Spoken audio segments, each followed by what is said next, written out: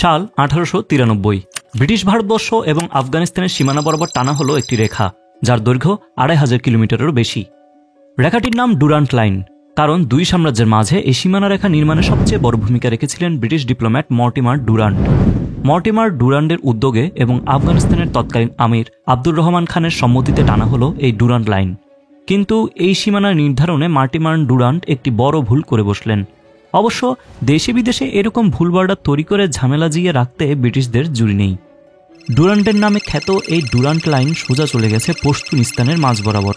পশতুনিস্তান হল পশতুন জাতিগোষ্ঠীর আবাসভূমি। এই পশতুনরা কয়েক হাজার বছর ধরেই উক্ত পাহাড়ি এলাকায় বসবাস করে আসছিল, কিন্তু ডুরান্টের আঁকা লাইন তাদের দুভাগে ভাগ করে দিল। মাত্র কয়েকদিন আগেই প্রতিবেশী হয়ে বাস করা পশতুনরা হতার দেখল তাদের এক অংশ হয়ে পড়েছে আফগানিস্তানের নাগরিক এবং অপর অংশ ব্রিটিশ ভারতের। কয়েকদিন আগেই যেখানে তারা একসাথে বসে আড্ডা দিত, আজ সেখানে যেতে শ্বেতাঙ্গদের দেয়া অনুমতিপত্রের প্রয়োজন হবে। পশতুনরা এর বিরুদ্ধে আন্দোলনে নামলেন, কিন্তু তৎকালীন আফগান আমির লাইনটিকে স্বীকার করে নেওয়ায় তাদের আন্দোলন তেমন বেগবান হল না। এছাড়া তখন পশতুনদের সর্বনাশ থেকেও বড় একটি ঘটনা ঘটছিল এশিয়া জুড়ে। এককালের ইউরোপীয় শক্তি রাশিয়া চোখ রাঙাচ্ছিল এশিয়ার দিকে। ককেশাস এবং মধ্য এশিয়া দখল করে রাশিয়া তখন এসে পড়েছে আফগানিস্তানের দোরগোড়ায়। এদিকে ভারতবর্ষ জুড়ে আবার ব্রিটেনের উপস্থিতি। তারা এখান থেকে ফরাসি, ওলন্দাজ সহ সব বিদেশি শক্তিকে তাড়িয়ে দিয়েছে। তাই স্বভাবতই রাশিয়ার আগমন ব্রিটিশদের বুকে কাঁপন ধরিয়ে দিল। তারা চেষ্টা করতে লাগলো রাশিয়া যেন কোনোভাবেই আফগানিস্তান দখল করে ভারতে প্রবেশ করতে না পারে। ইতিহাসে রাশিয়া ও ব্রিটেনের এই দ্বন্দ্ব পরিচিত দি গ্রেট গেম নামে। দুই শক্তি তখন ঠিক করলো তারা আফগানিস্তানকে বাফার রাষ্ট্র হিসেবে ব্যবহার করবে। এখানে একটু বাফার রাষ্ট্রের পরিচয় দিয়ে রাখি। বাফার রাষ্ট্র হলো দুটি সাম্রাজ্যের মাঝখানে একটি নিরপেক্ষ রাজ্য, যাতে সাম্রাজ্য দুটি পরস্পরের সরাসরি সংস্পর্শে আসতে না পারে। যেমন প্রথম বিশ্বযুদ্ধের আগে ফ্রান্স ও জার্মানির মাঝে থাকা বেলজিয়াম, কিংবা বর্তমানে ভারত ও চীনের মাঝে থাকা ভুটান। আফগানিস্তানকে বাফার রাষ্ট্র বানানোর পর রাশিয়া ও ব্রিটেন উভয়ে সম্মত হলো যে তারা এই দেশের দুই বিপরীত পাশে নিজেদের সাম্রাজ্য সীমাবদ্ধ রাখবে। ফলে ব্রিটেন তার সাথে আফগানিস্তানের সীমানা চূড়ান্ত করল, জন্ম নিল ডুরান্ট লাইন। যখন ভারতবর্ষ স্বাধীন হলো তখন স্বাভাবিকভাবেই ব্রিটিশদের উত্তরসূরি পাকিস্তানের সাথে আফগানিস্তানের সীমানা হয়ে রইল এই ডুরান্ট লাইন। কিন্তু পশতুনরা কখনোই এই লাইনকে স্বীকৃতি দেয়নি। তাদের ভাষায় ব্রিটিশরা জোর করে এই সীমানা নির্ধারণ করেছে। মূল সীমানা হবে পাঞ্জাবের সাথে। পশতুন অধ্যুষিত পাকিস্তানের বর্তমান খাইবার পাখতুনখাওয়া প্রদেশ পুরোটাই আফগানিস্তানের অন্তর্ভুক্ত হওয়া উচিত। পাকিস্তান কি আর এই দাবি মানবে? কারণ মানলে পাকিস্তান আয়তনে তো কমবেই, সাথে বেলুচিস্তান ও সিন্ধের মতো প্রদেশগুলো স্বাধীনতা চাইবে। মহাবিপদ, তাই না? সুতরাং পশতুন ও পাকিস্তানিদের সংঘর্ষ এখনও চলমান, যাকে বর্তমানে অনেকে জানেন টিটিপি ও পাকিস্তান মিলিটারির মধ্যকার সংঘর্ষ হিসেবে। টিটিপি চায় খাইবার পাখতুনখাওয়া নিয়ে আফগানিস্তানে থাকা পশতুনদের সাথে মিলে যেতে, এবং তাদের মনোভাবে সমর্থন করে বর্তমান আফগানিস্তান সরকার। অপরদিকে পাকিস্তান তাদের দেশে হওয়া নানা হামলা ও সংঘর্ষের জন্য টিটিপি এবং তার পিছনে থাকা আফগানিস্তান সরকারকে দায়ী করছে। ফলে সৃষ্টি হচ্ছে কূটনৈতিক টানাপোড়েন, যার একটি উদাহরণ 24 ডিসেম্বর আফগানিস্তানের পাকতিয়া প্রদেশে চালানো বিমান হামলা। এতে প্রায় 50 জন আফগান নিহত হন, যার মাঝে নারী ও পুরুষও ছিল। এর জবাবে সীমান্তবর্তী সেনা চৌকিতে হামলা চালিয়ে আফগানিস্তান 19 জন পাকিস্তানি সেনাকে হত্যা করে। সর্বশেষ 11 জানুয়ারি আফগানিস্তানের কুনার প্রদেশে ক্ষেপণাস্ত্র হামলা চালিয়েছে পাকিস্তান। পশতুনদের মাঝে প্রায় 1.5 কোটির বাস আফগানিস্তানে, যেখানে তারা সংখ্যাগরিষ্ঠ। অপরদিকে এরও কয়েক গুণ, প্রায় 4.5 কোটি পশতুন বাস করে পাকিস্তানে, যা পাকিস্তানের মোট জনসংখ্যার 18%। সুতরাং বোঝাই যাচ্ছে এই বিপুল জনসংখ্যার দাবি দাওয়াকে উপেক্ষা করা পাকিস্তানের জন্য সহজ হবে না। ডুরান্ডের একে দেয়া ভুল লাইনকে কেন্দ্র করে দুদেশের সংঘর্ষ বাড়বে পশতুন ও পাঞ্জাবিদের। কিন্তু কেবলমাত্র পশতুনরাই পাকিস্তানের সার্বভৌমত্বের জন্য হুমকি নয়, এই তালিকায় আছে বেলুচরাও। তাদের গল্প আরেকদিন। 11 মার্চ 2025, স্থান পাকিস্তান। জাফর এক্সপ্রেস নামের একটি ট্রেন যাচ্ছিল বেলুচিস্তানের কোটা থেকে খাইবার পাখতুনখাওয়া প্রদেশের রাজধানী পেশোয়ারের দিকে। কিন্তু বিপত্তি ঘটল বোলানে এসে। 400 যাত্রী সহ পুরো ট্রেনটি হাইজ্যাক করল একটি বিদ্রোহী গোষ্ঠী, যে ঘটনা তোলপাড় করে দিল পুরো বিশ্বকে। ট্রেন হাইজ্যাকের মতো দুঃসাহসিক কাজ করা গোষ্ঠীটির নাম বেলুচ লিবারেশন আর্মি, সংক্ষেপে BLA। শুধু আজকের ঘটনাটি নয়, 2024 আগস্টে বাস আটকে পাঞ্জাবি হত্যা এবং অক্টোবরে 2 জন চাইনিজ কর্মী হত্যার মতো একাধিক অপরাধের মাধ্যমে আন্তর্জাতিক গণমাধ্যমের নজরে এসেছে দলটি। কিন্তু তাদের উদ্দেশ্য কি? বেলুচিস্তানের স্বাধীনতা, নাকি আরো বড় কিছু?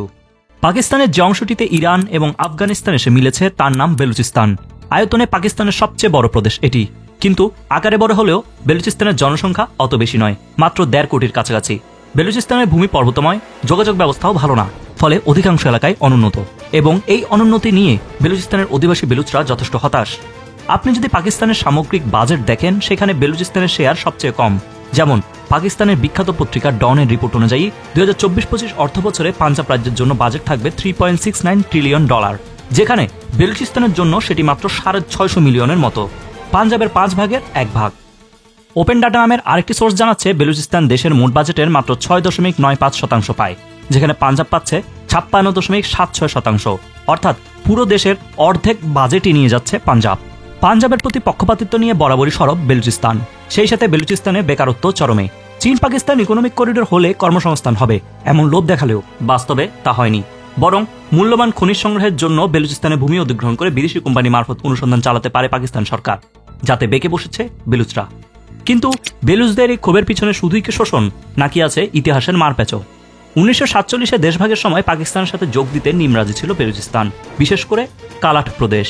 কিন্তু পাকিস্তান 1948-এর 27 জুন অভিযান চালিয়ে কালাট সহ সমগ্র বেলুচিস্তানকে পাকিস্তানের অন্তর্ভুক্ত করে। যুবরাজ আব্দুল কালামের নেতৃত্বে বিক্ষোভ হলেও তা শক্ত হাতে দমন করা হয়।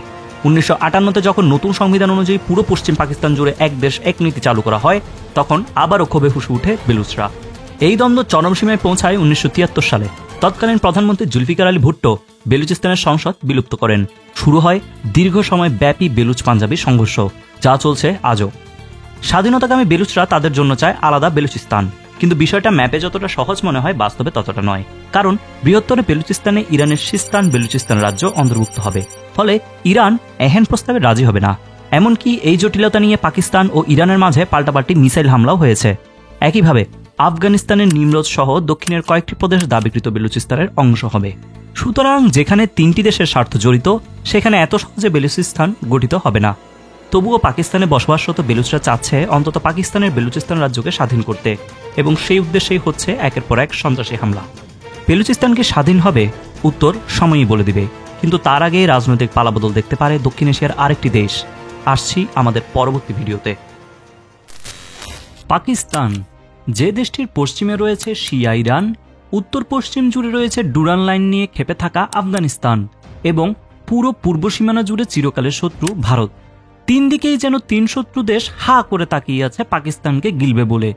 আর এর মাঝে থেকেই জলের সংকট, কৃষিকাজের অভাব এবং বন্যা খরার মতো হাজারো সমস্যার মোকাবেলা করে চলেছে পাকিস্তান। এ কি প্রকৃতির অভিশাপ, নাকি আছে অন্য কোনো কারণ? জানবো আজকের ভিডিওতে। প্রথমেই পাকিস্তানের ম্যাপ ধরে একদম উত্তর পূর্বে গিলগিট বাল্টিস্তানে চলে যাই। দেখবেন সুদীর্ঘ একটি নদী ভারত হয়ে প্রবেশ করেছে পাকিস্তানে।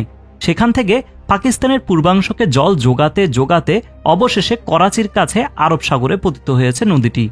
এটিই বিখ্যাত সিন্ধু নদ, পাকিস্তানের প্রধান জলের উৎস। কিন্তু মজার ব্যাপার হলো, সিন্ধু নদের উৎস চীনের তিব্বতে হলেও এটি এরপর ভারত অতিক্রম করেছে।